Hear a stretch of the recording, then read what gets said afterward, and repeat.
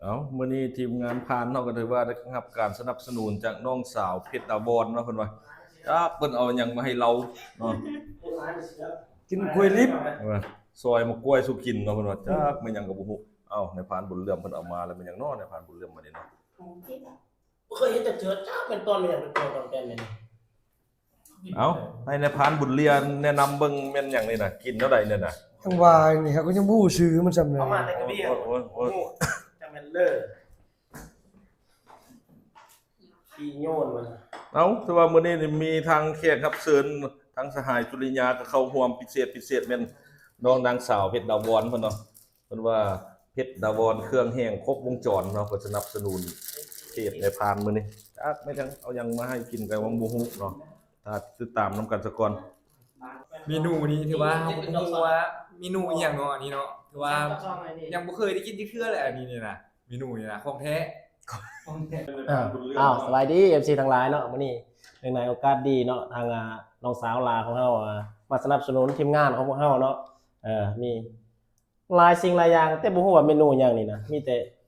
หยังมักกล้วยมักแตงมักเฟืองแจ่วแต่ว่ากลมกอมแกมนี่แหละจักแม่นหยังนี่เพิ่นฝากติดตามซองมาได้เด้อขายเครื่องอาหารแห้งเด้อเฟซเพิ่นติดต่อหาเฟซเพิ่นเลยก็ได้เนาะตีหน้าเฟซดาบอนเนาะ ขึ้นลิงก์ให้เนาะ ต่อไปก็สหาย สวัสดี FC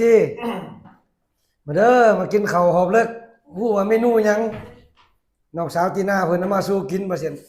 บักขี้ยนต์มาแต่ลาวเพิ่นบ่ซั่นโอ้ก็บ่ฮู้ว่าเป็นเมนูหยังนี่เนาะจักอยู่กินบ่นี่จักแม่นหยังใครฮู้คอมเมนต์มาบอกได้เด้อแม่นหยังเด้อนี่เด้อ งานอยู่แล้ว เอาอันนี้เราเป็นน้องสาวเพชรดาวรเพิ่นเนาะกำลังซอย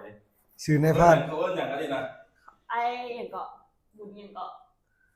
ไอ้วาเดชอย่างก็ บุญชื่อ บุญซื้อตั้งให้ว่าบุญรอ บุญโล ชื่อบุญโล เนาะชื่อน้องสาวเขาชื่อพานบุญโลเนาะว่าน้องสาวผู้เดียวเนาะเพิ่นมื้อนี้เพิ่นสนับสนุนรักแม่นเมนูอย่างนี้เขาเอิ้นว่าเมนูอย่างนี้น่ะ เขาเรียกว่าเนียมเนือง แหนมเนืองเราะเพิ่นว่าเพิ่นเอามาแต่ลาวเพิ่นเอาใส่บุญมาเลยแล้วเพิ่นว่าเพื่อทีมงานพานเฮาโดยเฉพาะเนาะเพิ่นว่าเลยตอนนี้ก็มีแขกรับเชิญหลายเนาะจะได้เข้าร่วมมื้อนี้